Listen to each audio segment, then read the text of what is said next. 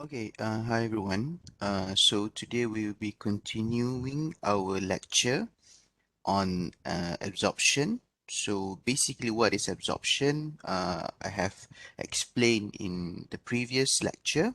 So basically, whenever that we have produce an electromagnetic radiation onto your sample. So basically it just will be absorbed or emitted. So it the characteristic of the wavelength that has been absorbed or emitted by your sample will depends on the identity of the compounds. Means that each compound would have a different characteristic, would have a different absorption or emission level.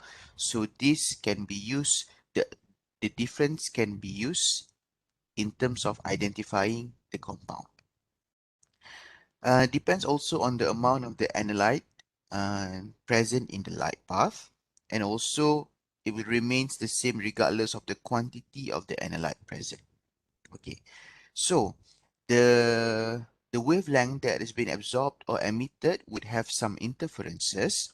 So these interferences we call it whether it's coming from spectral interferences, chemical interferences, or instrumental interferences. Okay, so for spectral interferences, it is the absorption or the emission of the other components in the matrix. So basically, when you have your sample, sometimes it is not only your compound of interest or your analyte inside the sample. So it will have some kind of other interferences or maybe other compounds that absorb at the same wavelength. So this absorption by these interferences compounds will we call as a spectral interferences. Okay, how about chemical interferences? It is the material determined that are not the same as the chemical or suitable form, right? And the last one is the instrumental interferences. Instrumental interferences is the excess illumination due to the imperfection in the instrumentation. So basically, maybe in terms of instrumental, it was supposed to light at 256 nanometer, but due to instrumental interferences, for some reason, maybe it is just shine at 300 nanometer. Okay, so from this slide, we want for you to know that what are the characteristics of the wavelength absorbed and emitted. So it depends on your sample, it depends on the amount, okay, and then what are kind of the what kind interferences that can occur inside your instrument. Okay, so basically for this for this slides, it's just showing in terms of uh, what are the wavelength that has been absorbed and what are the absorbed color and what are the transmitted color. Okay, this is not that important. Okay, so basically now we are going to look into the instrumentation in spectrometry. Okay, so basically this is the called this schematic diagram. Okay, so we call this a schematic diagram of any instrumentation. So any instrumentation means that whenever after this, when you are going to learn about UVVs or AES or AAS, or maybe in terms of chromatography as well. So when we say schematic diagram, it needs to be in this form. Means that you need to have a source, a monochromator, a sample, a detector, and must have a readout.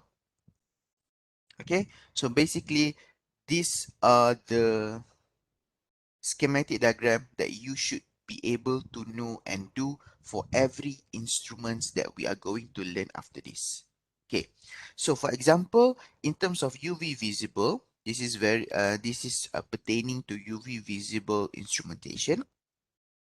So first of all, you would have your source, your light source here. Okay, so this is a part of the monochromator where they have an entrance slit a dispersion device and an exit slit, where this exit slit would only choose your wavelength of interest. And then this wavelength of interest, for example, in this case, you can see that only green green light that has been passing out through the exit slit.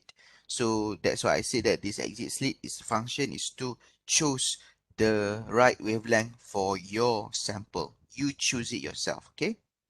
All right. So the sample, this wavelength would be absorbed by your sample here, where uh, it can be absorbed or emitted or scattered. But in terms of UVVs, mainly it will be absorbed. Okay, so whatever that has been absorbed and transmitted, it will be detected by the detector. So basically, this is the form of your schematic diagram of any kind of instrumentation. So as I said, you need to be able to know on the schematic diagram of each of the instruments that you are going to learn. Okay, so the sample, as you can see that the sample here is being put inside like a glass cuvette. We call it a cuvette for UVVs, yeah?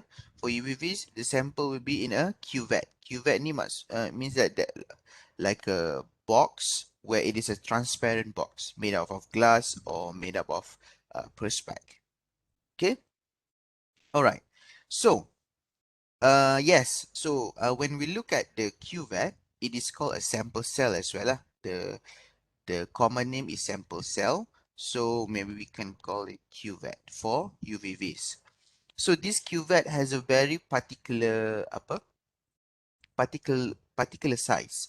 So for example, for this a standard 1 cm path. So this cuvette is 1 cm throughout lah, 1 cm wide, 1 cm length. Okay. So it just be like this lah. Okay.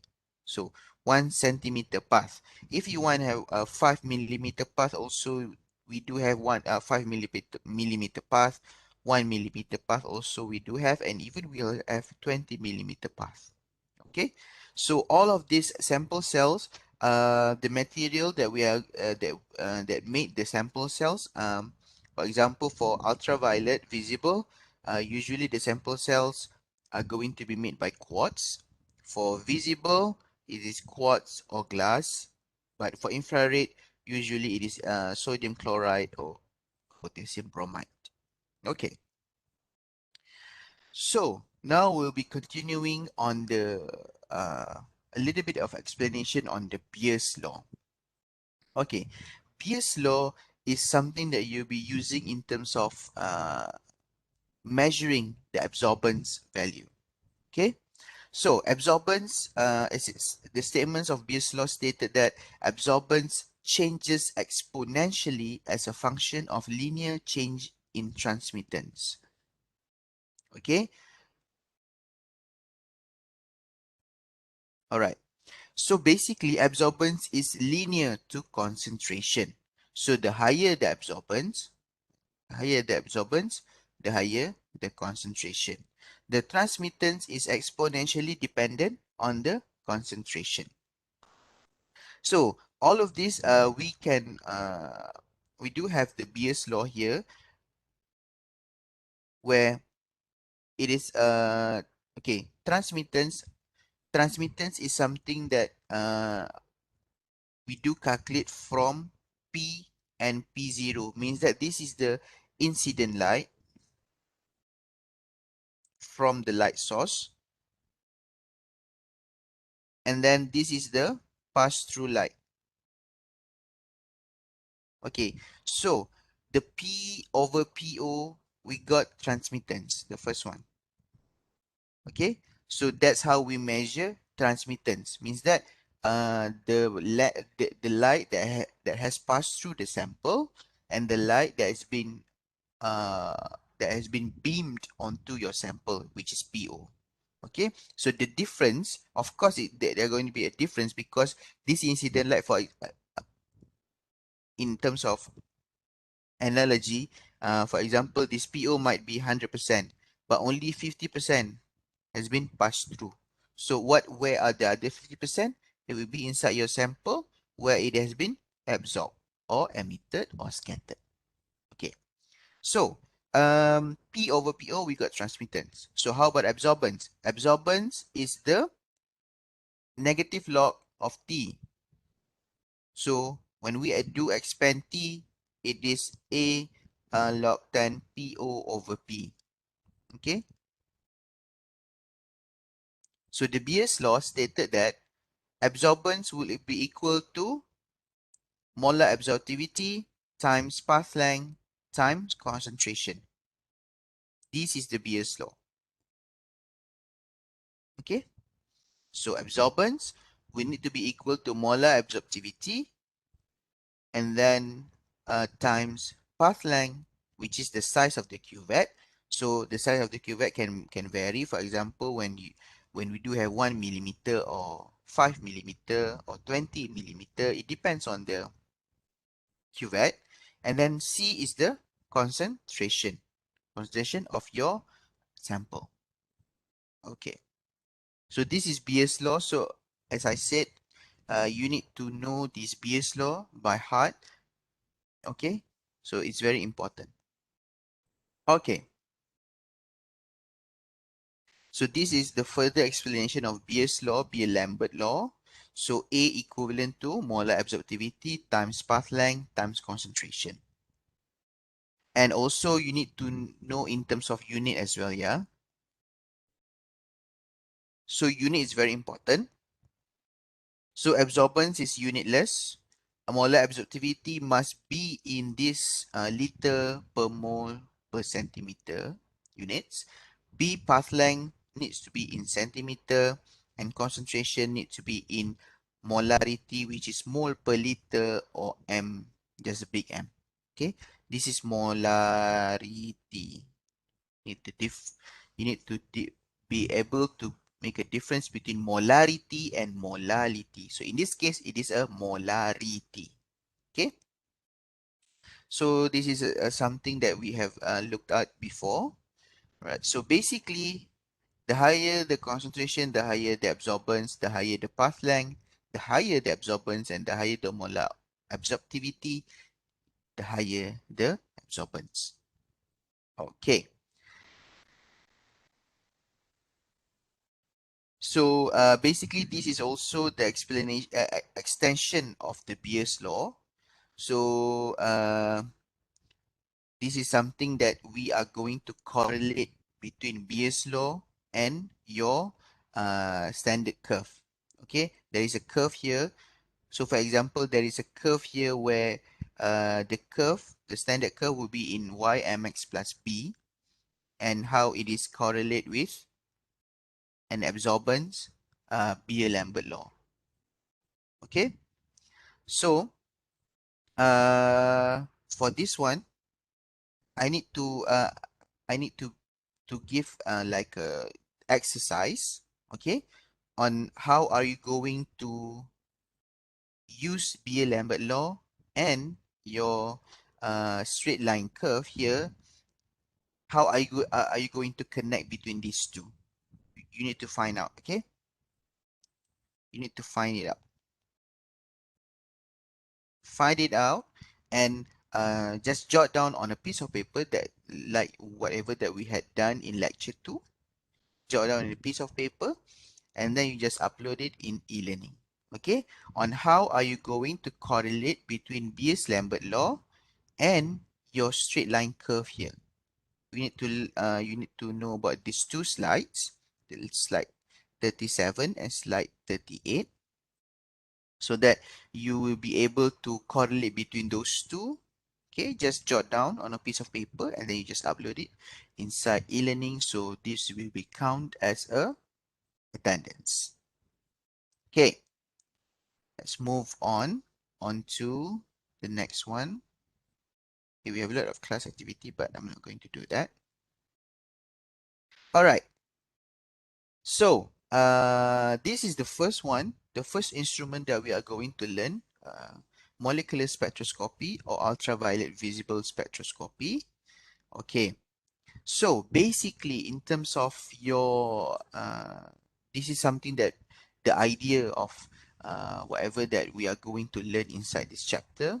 Okay, you have a water sample containing methylene blue, which is a dye. So how would you know how much is methylene blue is in the water? So you have a sample containing methylene blue. So now you want to analyze it. You want to know how much is it. Okay. So UV visible region is quite large. Okay. So it spans out from 400 nanometer until 700 nanometer. So all of this region, 400 nanometer until 700 nanometer, is a visible, UV and visible region. Okay.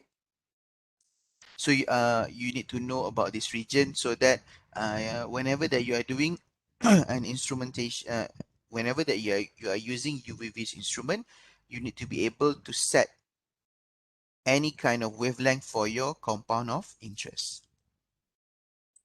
Okay, UV visible region.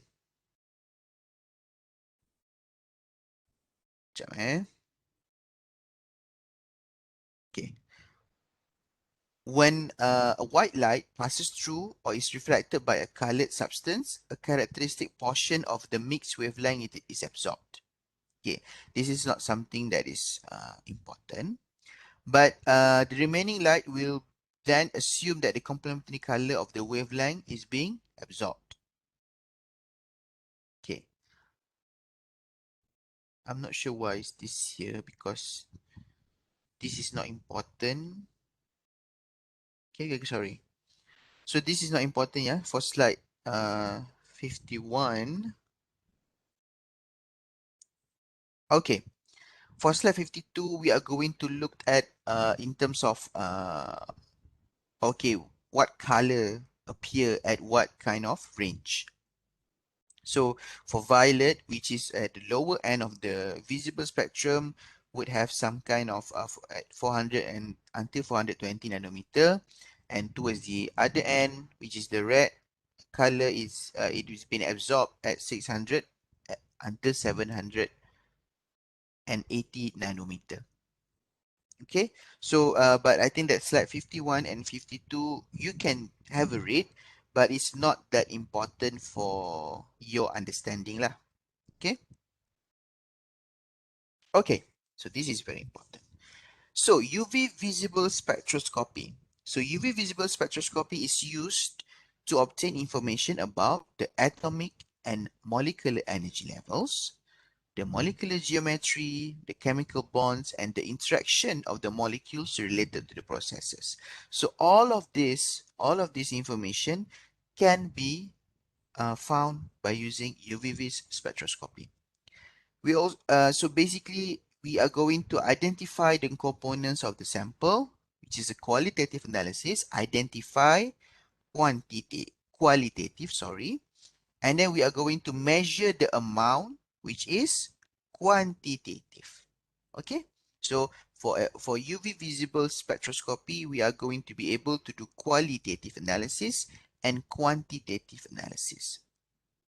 Okay, you still remember that I have talked about transition in the in a spectroscopy from okay, we have a electron transition, we have a vibrational transition, rotational transition. Kan?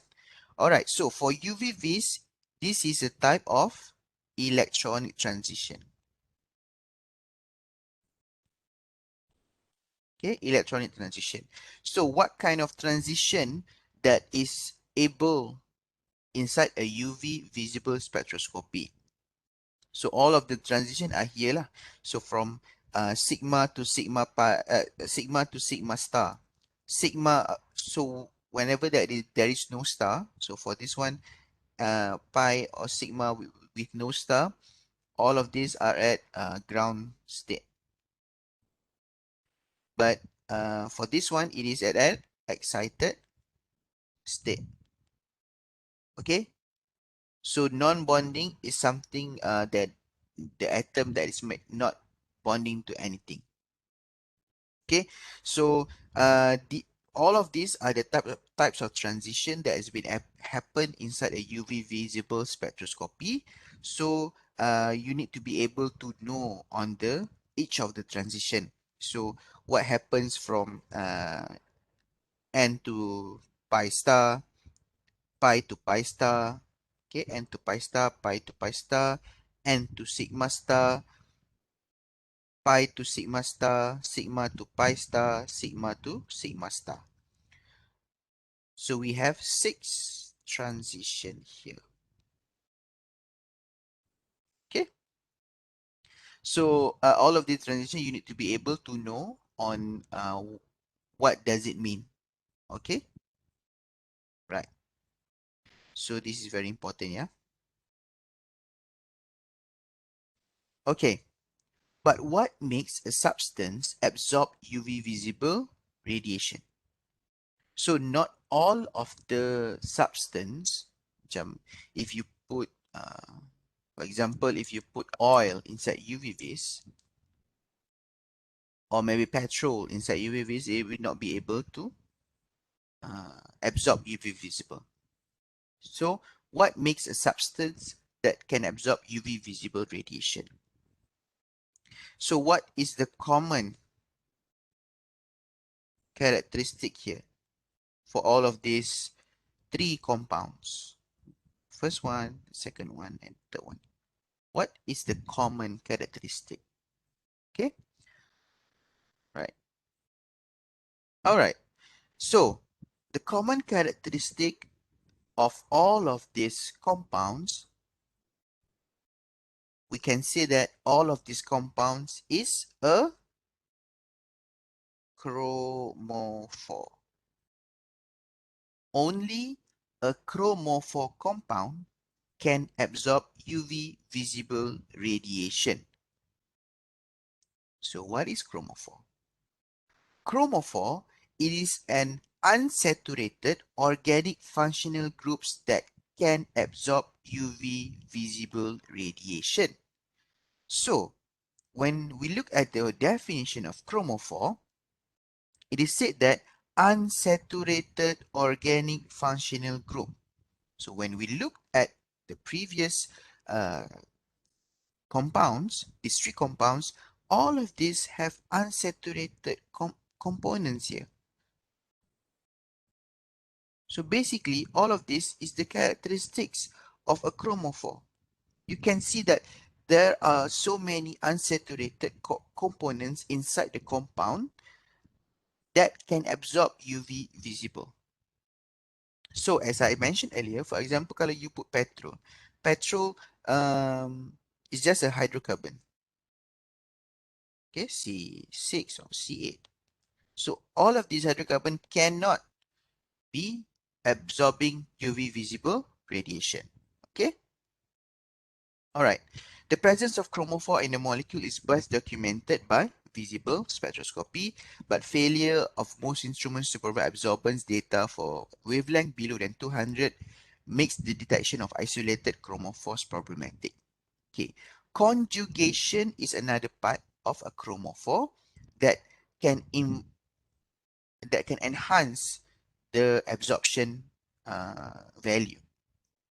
Okay, so the molar absorptivities may be very large for strongly absorbing chromophores and very small for a weak absorption. All right, so the magnitude of molar absorptivity will reflect in the both of chromophore, the size of chromophore, and the probability that the light of the given wavelength will be absorbed when it strikes the chromophore. Okay, so for example, okay, for this one, I want to show you conjugation actually. All right, I will just jot down here lah. Okay, so this is one compound.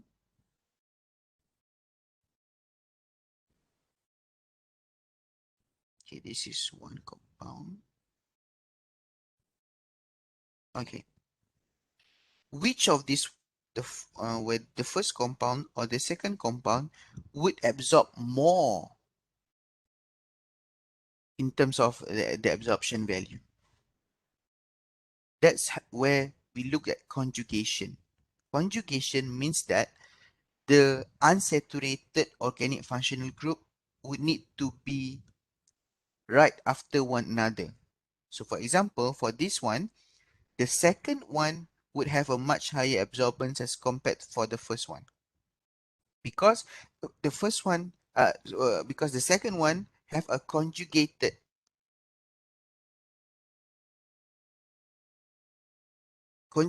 functional groups, or unsaturated functional group.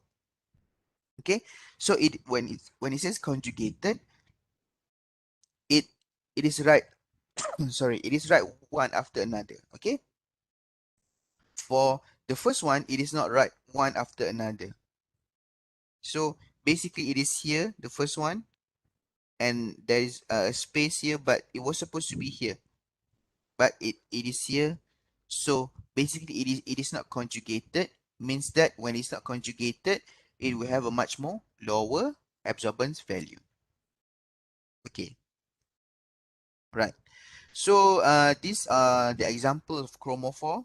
Okay, C double bond C, C triple bond C, C double bond O, N double bond O, and then even if we have a non-bonding electrons also for X, for in terms of halogen lah. Okay, all right. So these are the types of absorption types. Okay, in terms of absorption, when we looked at the tadi kan for the transition, we do have uh, sigma, pi, and n.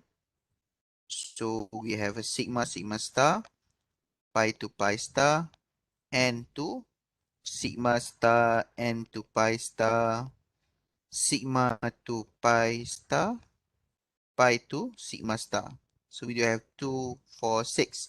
6 transition. So all of the transition depends on your compound of interest. Okay, for example, for organic compounds, saturated organic compounds containing heteroatom O and S halogens. So O and S halogens would contain a non-bonding electron. So straight away there is an N here, non-bonding. So all of the organic compounds would have a sigma and pi transition. But for a compound that contains a non-bonding electrons, it will have another N transition. Okay. For inorganic species pula, ions and complexes of elements in the first two transition series will be able to absorb bands of visible radiation in at least one of the oxidation state and colored. Absorption is filled and empty the d orbitals.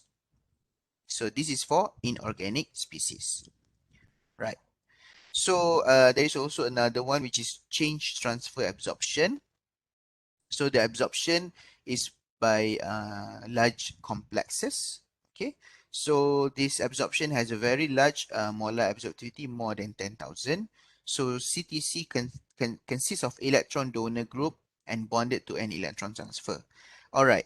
So in metal, for example, ferrum 3 complex with 110 phenanthroline, ferrum 3 with thiocyanate red color. These are the examples of a charge transfer absorption. So basically, all of these are metal ion complexes. So metal ion complexes will serves as an electron acceptor. This one. So basically, these are all the absorption types for UV visible radiation. It can come from organic compounds, it can come from inorganic compounds, and it also can come from charge transfer absorption. Okay, so but the most important thing is that you need to be able to decide on what kind of transition that is going to happen inside all of these absorption types. Okay, let me check something first. Okay, all right. So, UV absorbing compounds, as I said, that some natural organic compounds, we can see that all of these are chromophores and all of these are conjugated, especially when you look at beta carotene. This is the first one, second, third, fourth, all of these until the end is conjugated. Means that beta carotene would have a much more higher absorbance as compared to the non-conjugated chromophore. Okay, right. So,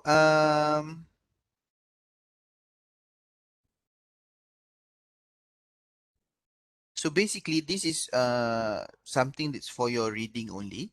So the nature of the shift and the descriptive term. So if there is shift of to a longer wavelength, we call it bathochromic. If it is a shorter wavelength, we call it hypsochromic. Okay. So this is your for your reading only. You can read it. Okay. So what is auxochrome? Okay, we have learned about chromophore. Now we are going to look at auxochrome. What is auxochrome actually? So auxochrome is a group of atoms that is attached to a chromophore which modifies the ability of the chromophore to absorb light. Okay, modifies the ability here. You need to be able to understand